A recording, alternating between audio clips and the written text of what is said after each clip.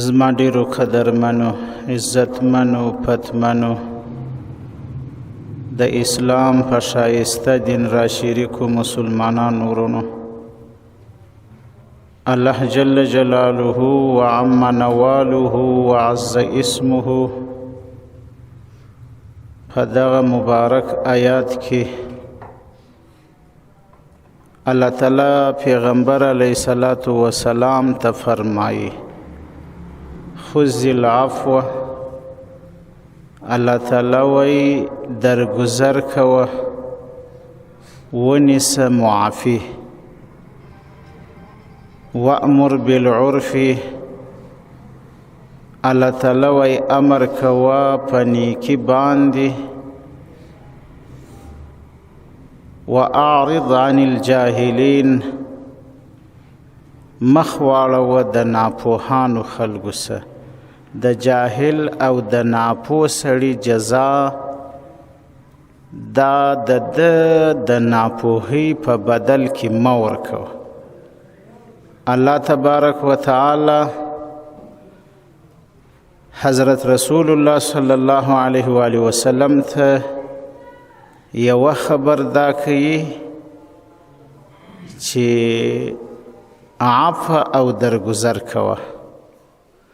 دویمه خبره الله تبارک و تعالی دا کوي چې نیکی طرف ته خلق رابوله.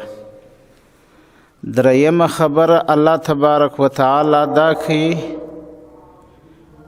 چې د ناپوهانو خلقو د هغو سزا و جزا دا خو سنګینه ده، خو د هغو جزا او سزا د هغو د فعل مطابق مه ورکوه.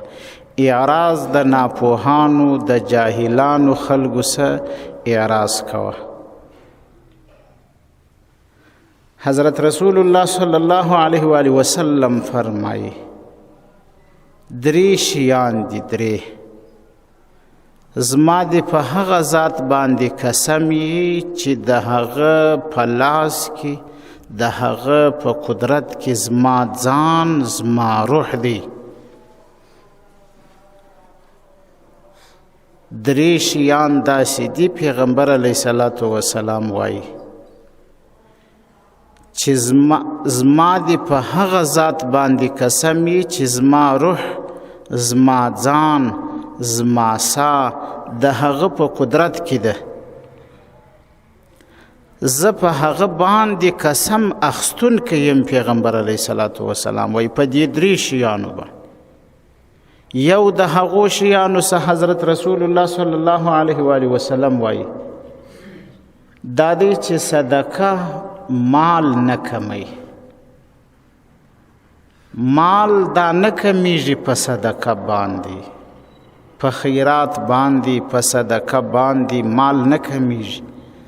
حضرت رسول الله صلی الله علیه وسلم وایي صدقه کوي، په صدقه او په خیرات باندې په مال کې نقصان نه راځي.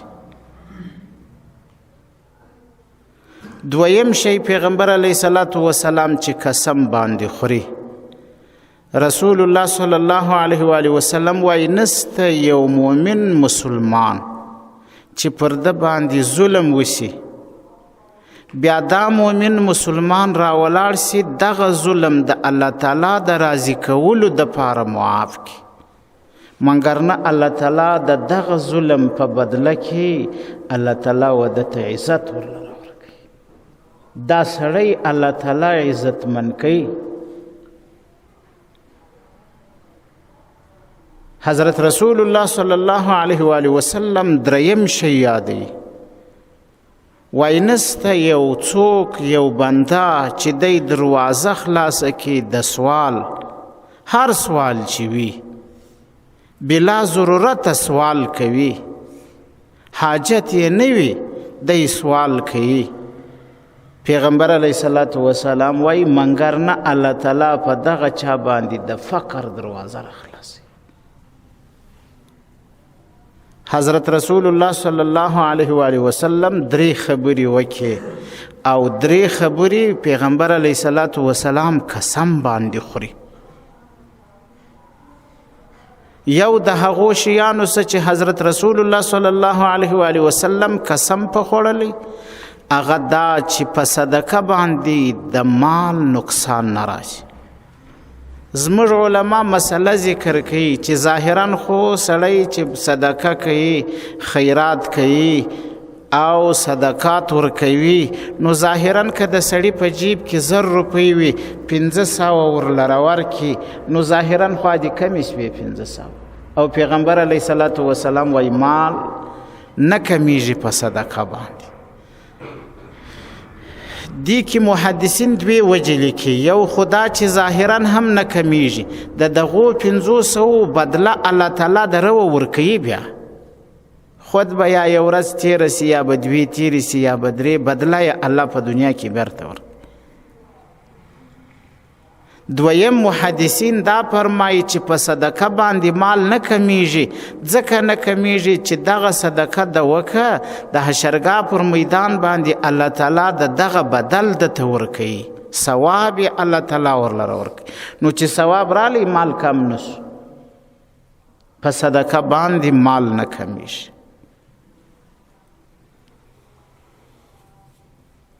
دویم شی چې پیغمبر علیه الصلاة والسلام قسم باندې اخستی دی هغه عفو ده. یو سړی باندې مؤمن مسلمان باندې چا ظلم وکي تجاوز یې باندې وکي ستا زوی در وواهي ستا ورور یې در وواهي ستا زوی در قتل کوي ستا ورور یې در قتل کوي ستا خور یې در قتل که تا ته ظاهرول ورسول تا ته ښکنځل وکه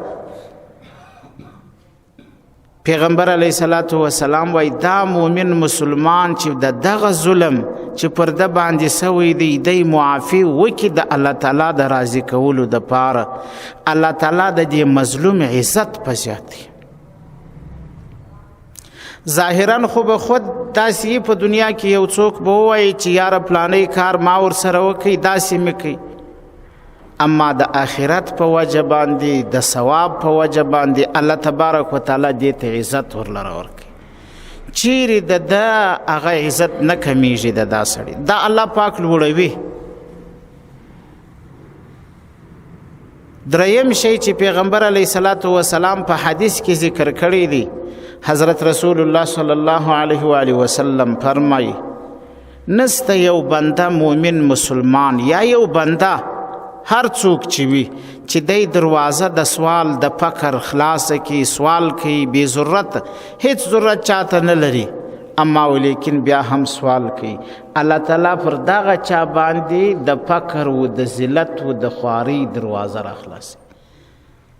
یو روایت کې هو به دا هم ذکر دی خو یو شی ورسره جنی جلا ذکر شوی دی. پیغمبر علیه الصلاة والسلام فرمایي هر څوک چې تواضع وکړي د الله تبارک وتعالی د پاره عاجزي اختیار کړي الله تعالی په تواضع باندې د دې سړي مرتبه درجه لوړوي. الله پاک ودې ته عزت ورلره ورکوي. حدیث پاک کې راځي حضرت عبدالله بن عباس رضی الله تعالی عنه روایت نقل کړي دی وای د حضرت امیر المؤمنین عمر فاروق رضی الله تعالی عنه په زمانه کې د حضرت عمر فاروق رضی الله تعالی عنه قانون داو چې د سره څونه خلق اوسېدل د قانون داو ځان ته علما ډیر نږدې ساتل. حضرت عمر فاروق رضی الله تعالی عنہ خپل شورا درلوده د علماو په دې شورا کې ځوانان ملایان هم اخیستي و او سپینږیري بوډاګان شش علما دای هم اخیستي و. حدیث پاک کې باقاعده لفظ راځي کهولن سپینږیري و شبابن ځوانان و. حضرت عبدالله بن عباس رضی الله تعالی عنہ چې رئیس المفسرین دی اغم په دې شورا کې دی. کله ناکله به صحابه کرام ورته ویل والامیر المؤمنین تا دا کشر په دې غټه شورا کې را اخستی دی د دې غټو کسانو زموږ د ده غوندې بچان سته، زموږ د ده غوندې د ده همزولي لمسیان ګرځي. بیا به امتحانا حضرت عمر فاروق رضی الله تعالی عنہ کله ناکله د حضرت عبدالله صددي په مخ کې پوښتنه وکړه. هغه سپین ږیرو علماو به جواب د دې مسلې نه وکړي، د دې سوال نه وکړي، حضرت عبدالله به ورکړي.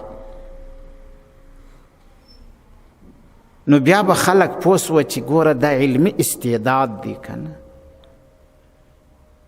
اوس د دې څه خو ظاهرا د حدیث نه معلومه سوه چې پوهان خلک د وخت هغه ښه علما، دین پرور علما چې هغه زړسواندي علما دي، هغو تکلیفونه برداشت کړي علما دي، هغه ځورېدلي دي پر دې دین باندې، هغه علما هغه زخمیان سوي دي په بدن و په زړه باندې پر دې دین باندې.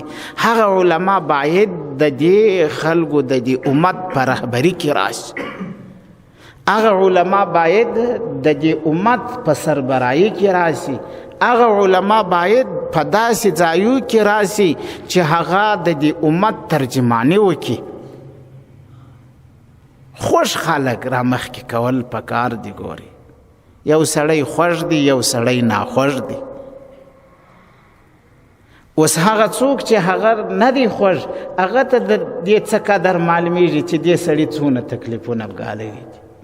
هغه څوک چې خوښ دی و هغه ته د دې قدر معلومیږي چې دا سړی خو دومره خوښ سوی دی لکه زه چې خوښ یم. بیا هغه چاته د دې استعداد معلومیږي. ګور حضرت عمر فاروق رضی الله تعالی عنہ هم داسې خلک را مخکې کړي وو.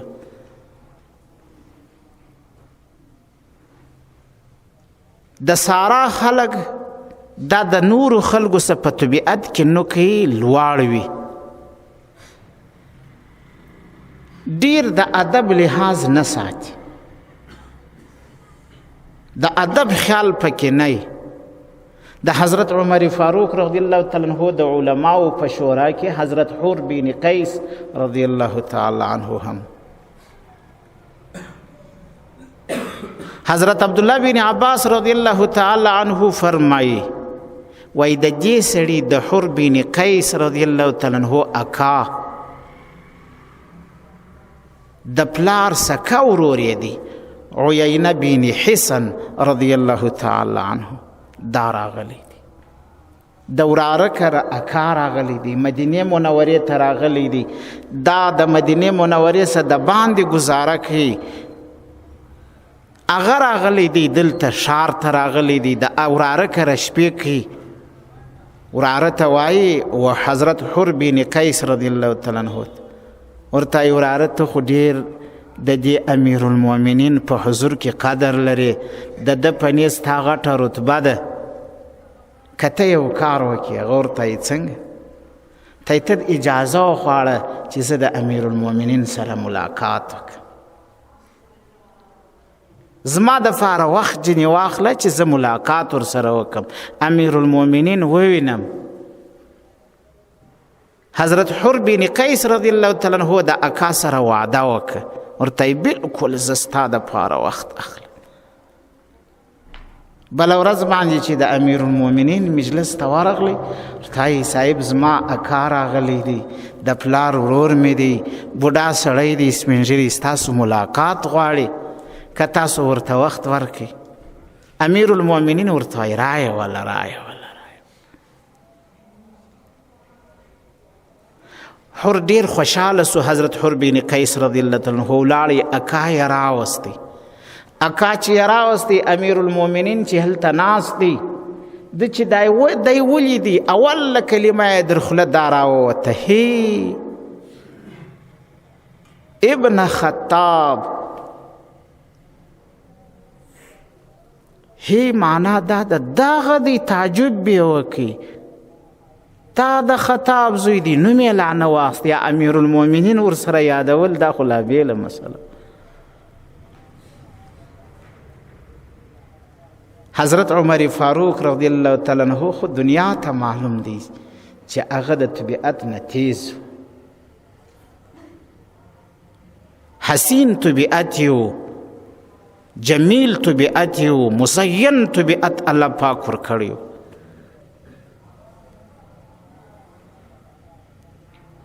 اوس څه نه وایي، هغه سړی بیا دویمه خبره ورته کوي، وایي ای د خطاب زویه،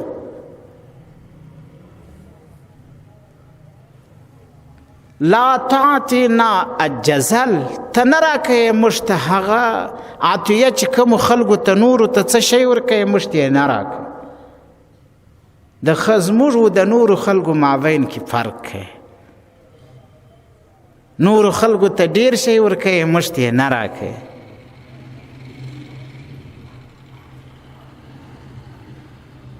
دویمه خبره ورته کوي ولا تعدل بیننا، ته زموږ مابین کې عدل نه کوې.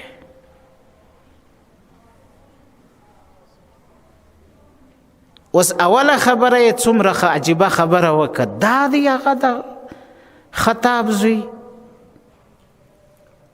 دویمه خبره عجبه کوي چې حضرت عمر هم فرق وکړي په مابین کې د خلکو، نو بیا به د څوک عدالت کوي؟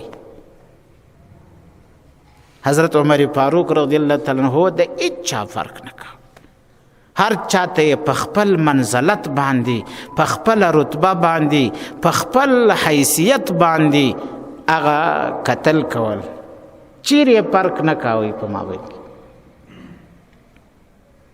دریمه خبره چې حضرت عمر ته وایي ته عدالت نه کوې، که حضرت عمر فاروق رضی الله تعالی عنہ هم عدالت نه کاوه څوک به یې وکړي که نه. د شک مه کوه، تل عدالت یې کاوه. خشم ورلی پر درسرو خبرو باندې، شاوخوا یې وکته په دوره پسې، اوس یو څو درې چې وایي په خپله سمیږي، کار خو سم دی که نه. پښتانه وایي چې ډب نه ادب نه. شاوخوا یې وکته په دوره پسې اوس ور ولاړېږي وهي، خو الله پاک عینه ته ډېر حسین عالم وراره ورکړی، هغه چې امیر المؤمنین ولیدی چې اوس زما پر اکا حمله کوي وهي، ورته یا امیر المؤمنین قال الله تبارک وتعالی لنبیه، ای امیر المؤمنین الله پاک و خپل پیغمبر ته وایي خذ العفو وامر بالعرف واعرض عن الجاهلین. ای پیغمبره عفو کوه، امر په نیکي باندې کوه، د جاهلانو څخه مخ واړوه. وهذا من الجاهلین، دا زما اکا د ناپوهانو څخه.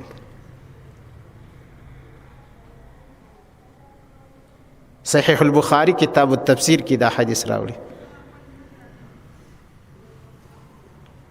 اوږد روایت. حضرت عبدالله بن عباس رضی الله تعالی عنہ فرمایي، وای د حضرت عمر فاروق رضی الله تعالی عنہ په مخ کې چې بچا د الله تعالی د کتاب آیات وای لا يتجاوزوها، د الله تعالی د کتاب چې بیا ها خواته یوه ذره هم تجاوز نه کوي، په دین بسوالی نه کوي. وانه وقاف عند کتاب الله. حضرت عمر فاروق رضی الله تعالی عنہ کې دا خو یو چې د الله تعالی د کتاب خبره به دې وکړه پر هغه مضبوط ولاړ، بس یوه ذره در هغه تجاوز نه کوي. هیڅ عینه بین حسن ته نه وایي. درگذر کول پکار دی، معافی کول پکار دی. که د چا سره دا صفت موجود دی، د معافی صفت، دا سړی به په دنیا کې هم الله پاک عزتمن ساتي، په آخرت کې به هم الله پاک ورته عزت ورلره، الله به اوچته مرتبه ورلره ورکوي. دا د حضرت عمر فاروق رضی الله تعالی عنہ شان وګورئ.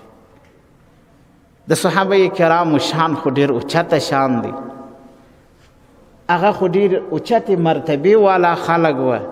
که سیدنا ابو بکر صدیق رضی الله تعالی عنہ، که سیدنا حضرت عمر فاروق رضی الله تعالی عنہ، که سیدنا حضرت عثمان بن عفان رضی الله تعالی عنہ، که دا رقم حضرت علی کرم الله وجهه، که داسې حضرت عائشه صدیقه رضی الله تعالی عنها، داسې تمام صحابه کرام د رسول الله صلی الله علیه و آله وسلم مرګري رسول الله خپل فرمای اصحابي کالنجوم بأيهم اقتدیتم اهتدیتم.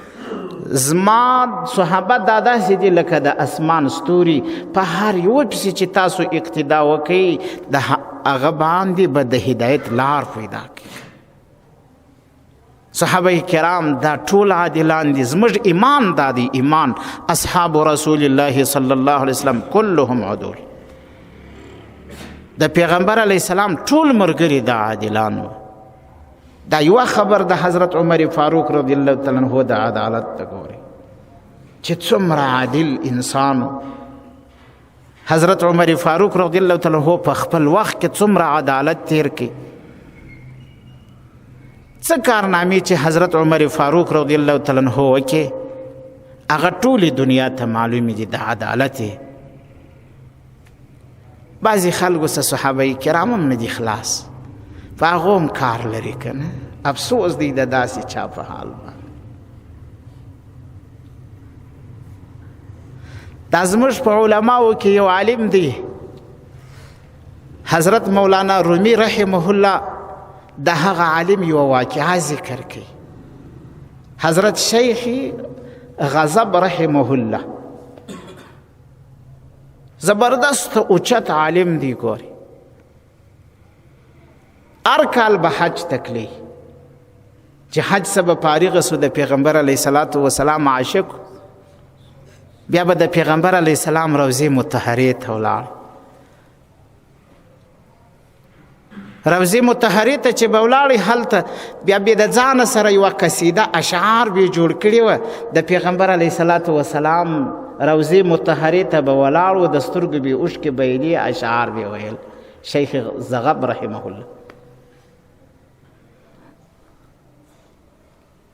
دا اشعار به ویل.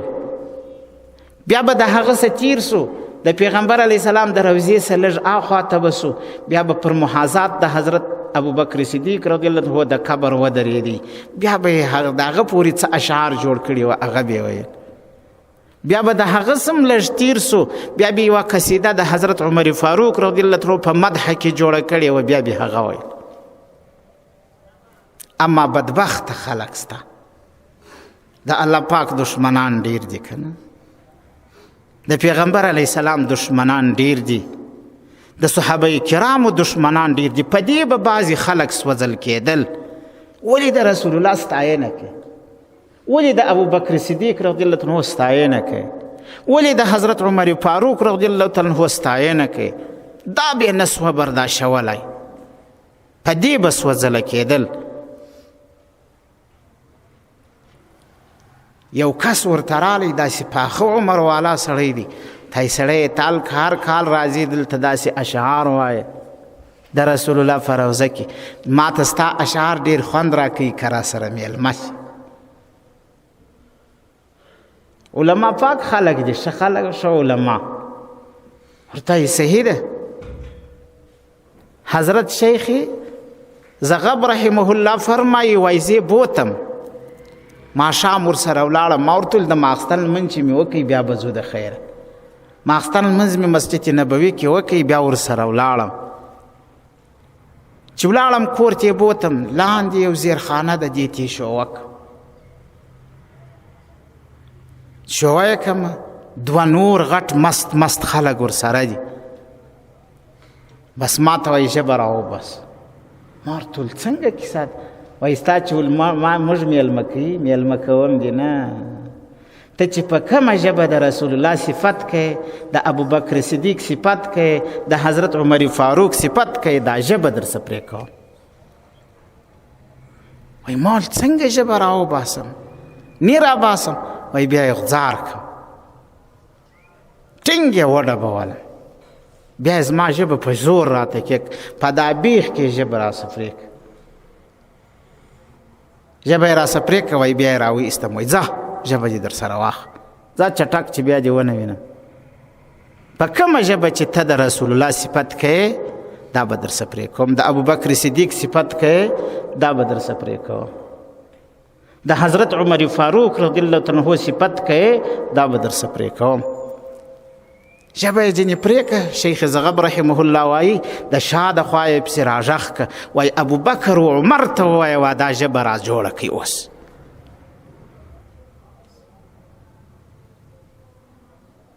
ژبه مو راواخسته، د سترګو مې اوښکې بهیږي. د رسول الله صلی الله علیه و وسلم روضې ته راغلم، د رسول الله صلی الله علیه وسلم د روضې سره کښېنستمه، توره شپه ده، داسې د الله دشمنان هم سته، دا د پیغمبر علیه السلام صفت نسی برداشتولی، د صحابه کرامو صفت نسی برداشتولی، دا د الله دشمنان شیعگان دی. ګورې یاد ساتي، دا د شیعگانو همراهګان دي چې د شیعگانو سره همراه وي. په هغه ځای کې وایي ژبه مې د بغل سره کښېښو، ژاړم په ژړا کې بیده سوی دی شیخ زغب رحمه الله. بیده سوی یم، خوب وینم، په خوب کې رسول الله د روضې سره اوسي. که ګورم حضرت ابوبکر صدیق رضی الله تعالی عنہ راوسي، که ګورم حضرت عمر فاروق رضی الله تعالی عنہ راوسي.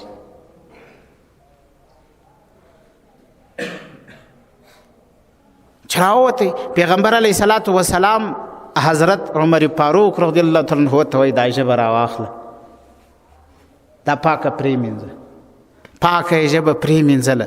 حضرت ابوبکر صدیق رضی الله تعالی عنہ ته وایي ستن تار پیدا کړه، ستن تار یې پیدا کړي، رایې وړئ. حضرت عمر فاروق ته وایي ټینګه یې سره ونیسه، دلته ما خوله وازه کړې ده، دا ژبه حضرت ابوبکر صدیق رضی الله تعالی عنہ ټکان درکاږي. حضرت عمر فاروق رضی الله تعالی عنہ نیولې ده، پیغمبر علیه السلام یې ورښیي دلته ټک وکاږه، دلته ټک وکاږه، دلته. شیخ زغب رحمه الله فرمایي وایي په الله قسم چې سهار را کښېنستم ژبه روغه رمئ، وایي هېڅ هم نه واپس در پخوا ښه چلېده. قصد مې وکړئ چې د رسول الله صفت به نه پرېږدم، د صحابه کرامو صفت به نه پرېږدم، د سیدنا ابوبکر صدیق رضی الله عنه صفت به نه پرېږدم، د حضرت عمر فاروق رضی الله تعالی عنه صفت به نه پرېږدم. که پر دې مې سر هم ځي، که پر دې مې ژبه هم ځي، که پر دې مې روح هم ځي، خو پرېږدم به یې نه. چیرې به هم دا ونه کړم. ولاړم خپل کور ته رالم، بیا د حج موسم راغلی، ولاړم حج مې وکړي. د حج نه وروسته د رسول الله روضې ته راغلم، بیا مې ښه خوندوره قصیده د رسول الله په مدحه کې اشعار جوړ کړي دي، هغه مې وویل. راتېر سوم د حضرت ابوبکر صدیق رضی الله عنه په محاذات باندې ودرېدم، پر برابري اشعار مې وویل. بیا مې د حضرت عمر فاروق رضی الله تعالی عنه په مدحه کې اشعار وویله. که ګورم یو ښایسته ځوان را سره بغل ته سو، سړی د کوم ځای وایي؟ د پلاني ځای. ماښام به نسې را سره میلمه، زه خو بیرېدلی وم تېر کال. وایي ما ورته ویل زه د چا میلمستیا نه خورم، بس د رسول الله روضې ته راغلی یم، همدلته به یم. وایي نه خامخا به را سره میلمه کېږي. ډېر ټینګ سو، هر وخت چې ته را سره ځې زه در خوشحاله یم. وایي ما ورته ویل چې د ماخستن لمونځ مې د رسول الله په روضه کې وکړي، بیا در سره ځم،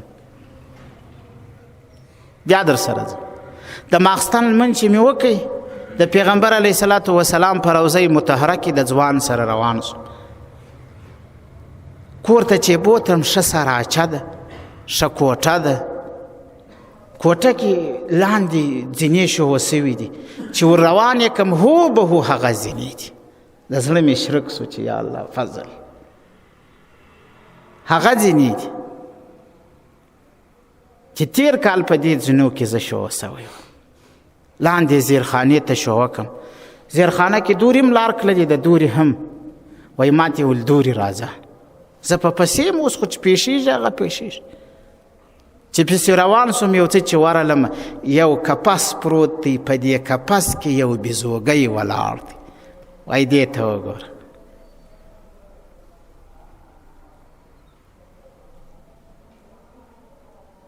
وایي ما ورته ویل دا څه دي؟ وایي دا هغه زما پلار دی چې تېر کال یې ستاسو ژبه پرې کړې وه، الله بېزوګی کوي. وکونو قیردة خاسئین. الله پاک وایي ای خلکو بېزوګیان سئ، ذلیله خواران سئ. که د دې په صحابهو په صفت هر څوک سوځي، موږ به ضرور د صحابهو صفت کوو. داسې دی الله په وس وځي چې بېزوګیان جنې جوړ شي. څوک چې د پیغمبر علیه السلام په مدح باندې سوځي، الله دې داسې په وس وځي چې بېزوګیان جنې جوړ شي. چې څوک چې د اولیاء الله په مدح باندې سوځي، الله دې داسې په وس وځي چې بېزوګیان جنې جوړ شي. موږ به د اولیاء صفت کوو. څوک چې د الله د اولیاء دشمن دی، هغه زموږ دشمن دی، هغه د الله دشمن دی. پیغمبر علیه السلام وایي الله وایي من عادى لي ولیا فقد آذنت بالحرب. هر څوک چې زما د ولی دشمني کوي، الله وایي هغه ته زما د جنگ اعلان. د الله د جنگ تاب څوک لري؟ نه لري کنه، هیڅوک یې هم نه لري. خو دا احتیاط کول پکار دی. ګورئ لږ د صحابه کرامو سره د اولیاءو سره ادب کول پکار دی. زموږ په زمانه کې د ادب وخت په وخت کمی ده. دومره د ادب نه بعضې وخت خلک خلاص شي، سړی اریان پاته شي. علامه روم د ادب په خاطر کې فرمایي از خدا خواهیم و توفیق ادب، بی ادب محروم ماند از لطف رب. شیخ زغب رحمه الله فرمایي وای هغه ځوان ما ته هم دا خبر وکړه چې دا هغه ستا ژبه یې پرېږه، د هغه یوه شپه بعد زما پلار بېزوګی سو. اوس مې دلته په کپاس کې تړلی دی، کلف دی ولاړ. الله پاک داسې شی ځینې جوړ کړي. اوس وایه څه در سره وکړو؟ موږ ستاسو عزت کوو، موږ ستاسو معافي غواړو. حضرت شیخ زغب رحمه الله په دې سربیره وایي ما هغه ځوان ته دعاګانې وکړي چې الله ستا پلار مسخه کوي، الله پاک دې ستاسو خاندان د دې نه وساتي. توبهګار سئ، د صحابه کرامو په مدح باندې خوشحاله سئ. وایي موږ ټول کور توبه ایستلې، موږ ټول د پلار د نظریې نه مخالف سوي، د هغه پچې مفکورې نه موږ بدل سوي. حضرت شیخ زغب رحمه الله په دې سربیره باندې معافي کول پکار دي. د حضرت رسول الله صلی الله علیه و آله وسلم مشره لور د حضرت زینب رضی الله تعالی عنها، پیغمبر علیه الصلاة والسلام په بدر کې 80 کسان کافران ژوندي ونیول. 80 کسان ژوندي نیسي. د الله تبارک و تعالی خپل نظام دی، خپل فیصله ده. حضرت رسول الله صلی الله علیه و آله وسلم په داسې ځای کې په بدر کې په دې 80 کافرانو کې خپل زوم ابوالعاص دا هم نیسي. مشره لورې و ابوالعاص ته ورکړې وه پیغمبر علیه الصلاة والسلام. اصل نوم یې مقسم دی، په ابوالعاص باندې مشهور. مقسم بن ربیع رضی الله تعالی عنه وروسته بیا مسلمان شو. اوس دلته په دې جنګ کې ونیول سو. پیغمبر علیه السلام فدیه خو ورته راواستوله، هغه یې بیرته ور واپس کړه. صحابه ورته وایي رضی الله تعالی عنهم، هغو ته وایي که ستاسو خوښه یې ابوالعاص به د هغه ایله کړو، د هغه بې فدیې یې ایله کړي، خو یو شرط یې باندې ولګوه. وایي چې مکې مکرمې ته ولاړ شي، زما لور حضرت زینب رضی الله تعالی عنها دا به رالیږي، دا به راواستئ. پخوا خلق پر وعده ډېر وفادار و، ډېر ټینګ و، مضبوط و. که څه ایمان بې نه و راوړی، خو پر وعده باندې به کلک و. ابوالعاص چې مکې مکرمې ته ورسېدی، حضرت زینب ته یې وویله رضی الله تعالی عنها، ورته ته پلار غوښتې هر وخت چې ځې تا ته اجازت. ډېره خوشحاله سو. پیغمبر علیه الصلاة والسلام حضرت زید بن حارثه رضی الله تعالی عنه یو بل انصاری صحابي ورسره ملګری کی، وایي تاسو لاړ سئ په پلاني ځای کې ورته کښېنئ، حضرت زینب راځي، زما د لور سره به را روان سي. ابوالعاص ورته وایي زینب چې ځې په لاره باندې د الله پاک شان دی. په دې وخت کې حضرت زینب رضی الله تعالی عنها حامله هم وه، بچه یې په نس کې و. وایي په لار باندې چې ځې نو زه به ورور در سره واستوم، ستا لیور دی کنانه بن ربیع، هغه به دې ورسوي در یو ځایه پورې. هغه غشې ولندي هم د ځانه سره راواخسته، اوښ یې در مهار ونیوی، حضرت زینب یې پر سپرک مخ ته ورته کافران راووت.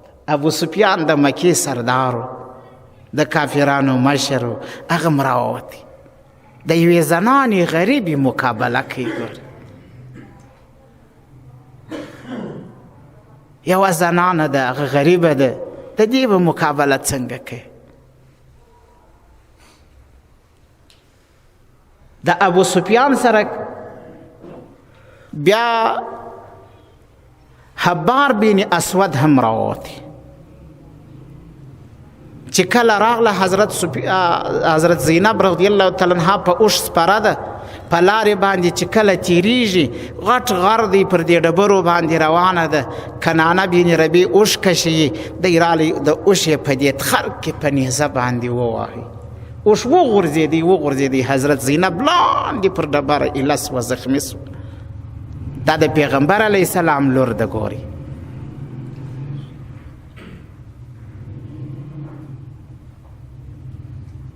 اوس دې بیبي به په دې وخت کې څه ویل؟ د صحابه دغه کارنامې دي. ګوري موږ ته تیار دین را رسېدلی دی، په کور کې ناست یو، نه وږي نه تږي. بیا دلته خلک په صحابه کرام پسې خبرې وکړي، بیا ځان ته هم داسې یو څه غټه خبره کوي. خدای بنده دا دین په دومره تکالیفو راغلی. حضرت زینب رضی الله تعالی عنها چې کله د اوښ نه ایله سوه، ابو سفیان کنانه بن ربیع ته وایي، ورته یې ګوره شی یاد ساته، دا موږ ته کافران بیا پیغور راکوي چې خپله لور یې څنګه درسه بوته، تاسو یې د ورځې نسئ بیاوئ، د شپې یې بوځئ. کافران په پیغور باندې شرمېدل پخوا. نن مسلمانان په پیغور نه شرمېږي. 100 واره پیغور ورکه، د پلار دا ورکه، د مور دا ورکه، د ورور دا ورکه، د خور دا ورکه، هېڅ باک لا نه پکې. قرآن شریف یې در وسوځي، باک نه پکې. زنانې دې په زندان کې ناستې دي، باک نه پکې. مسلمانان یې په سرو کې په تبرو درته ووهل، باک نه پکوي. ته ګسره کوې په چش، قرآن شریف یې په لیټرین کې وغورځوئ، ټکان یې باندې وکړه، ستا په چش باک کېږي ګر سره. دا ستا زړه پر چش خوږېږي، موږ ته دغه نه رامعلومېږي.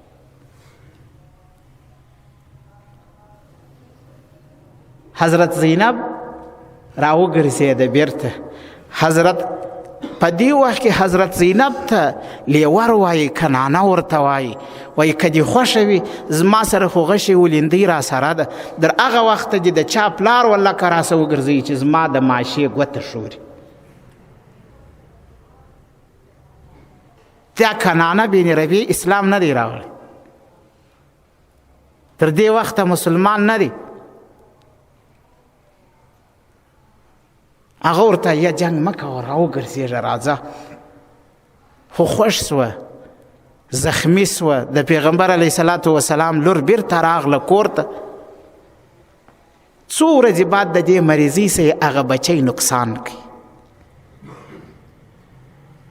بیا پر اوښ باندې سپره سوه، د شپې یې کش که. هغه ځای ته یې ورسوله چې حضرت زید بن حارثه رضی الله تعالی عنه ورته ناست دی. کنانه بن ربیع چې د حضرت زینب لیور دی، هغه در دې ځای پورې ورسول.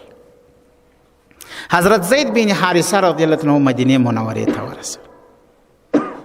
پیغمبر علیه الصلاة وسلام چې خپله لور ولیده چې مدینې منورې ته راورسېده، ورته راووتی چې رسول الله یې زخمونه ولیده، در سترګو اوښکې بهېدلې، ژړلی. ما تاسو ته مخکې وویله، خو درد هغه ځای کې چې دردمن وي، خوږېږي هغه څوک چې هغه خوږ وي. را مخکې کول هغه څوک په کار دي چې خوږ وي، چې خوږ نه یې هغه د در په تکلیف باندې څه پوهېږي، هغه د زخم په تکلیف باندې څه پوهېږي. تاسو د هغه کورو څه پوښتنه وکړئ چې خوږ دي، دا درد و دا تکلیف هغو ته رسېدلی دی. حضرت رسول الله صلی الله علیه وسلم ژاړي، در سترګو اوښکې بهیږي. پیغمبر علیه الصلاة والسلام اعلان وکړي و صحابه کرامو ته وایي حبار بن اسود چې مې هر ځای پیدا کوي ویس وځي، ویس اور واچوي، دومره خشم ورغلی، ویس وځي. کړی بعد یې سوچ وهي، ورته وایي چې کله میټینګ کوي میس وځي، په اور سزا و جزا عذاب ورکوونکی الله دی، الله به بیا عذاب ورکوي، مس وځي په دې باندې. وروسته ورته وایي چیرې چې مې حبار بن اسود ولیدي ټینګ یې کوي، قتل یې کوي، مړ یې کوي. صحابه کرامو ته وایي دوې خبرې ورته وکړي، یا اول یې د سوځلو حکم وکړي، خو وروسته یې دا حکم بیرته واخیستی، وایي دا مې سوځی یم. بیا ورته وایي چې هر ځای که مې پیدا کوي قتل کوي، مړ یې کوي. پیغمبر علیه الصلاة والسلام د قتل حکم صادر کوي. حبار بن اسود خبر سو چې ستا په باب له فیصله همداسې سوي. حبار بن اسود راغلی، د مکې مکرمې څخه را روان سو، مدینې منورې ته راغلی، د پیغمبر علیه السلام حضور ته راغلی، د حضرت رسول الله صلی الله علیه وسلم ته چې را مخامخ سو. اوس خو هغه پیل یې کړی دی چې د رسول الله صلی الله علیه وسلم لور یې د اوښ نه ایله کړې ده، هغه زخمي سوی دی. د دغه زخمو څخه حضرت زینب شهید هم سوه. بیا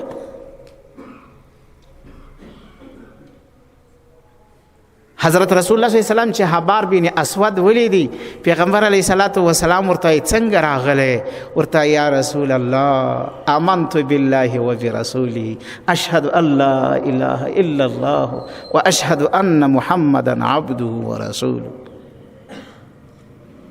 پیغمبر علیه الصلاة والسلام مخ داسې ځل بل سو، دومره خوشحاله سو د په اسلام باندې. ورته یا رسول الله ما معاف که زما څه خو هغه شانې کار اوس چې ستا لور مې د اوښ نه ایله که. پیغمبر علیه الصلاة والسلام ورته وایي قد عفوتک، ما معاف کړی. ته نه یې خبر الاسلام ینهدم ما کان قبل ذلک، زما د لور سره چې د کم تکلیف ورکړی و د اوښ نه دې ایله کړی و، هغه هم الله درته معاف، هغم الله پاک درته معاف که. اسلام هغه مبارک دین دی. حضرت رسول الله صلی الله علیه و آله وسلم د دومره سخت حالت معافی کوي. ګوره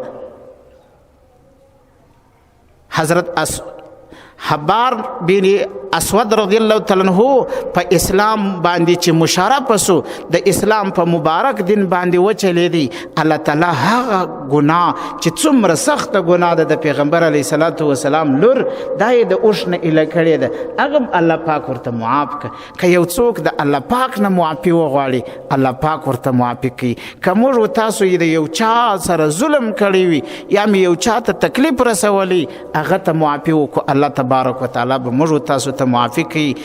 په معافي باندې الله تعالی د چا عزت زیاتوي، په معافي باندې الله تعالی څوک قدرمن کوي. الله پاک دې چې څومره مسلمانان په تکلیف وي، الله دې په استراحت کې، چې څومره مسلمانان د الله تعالی د دین خدمت کوي، الله دې حافظ و ناصر و غاور شي. الله تعالی دې موږ و تاسو زموږ ستاسو مور پلار د حشرګاه میدان ته په سپین مخ کې راولي.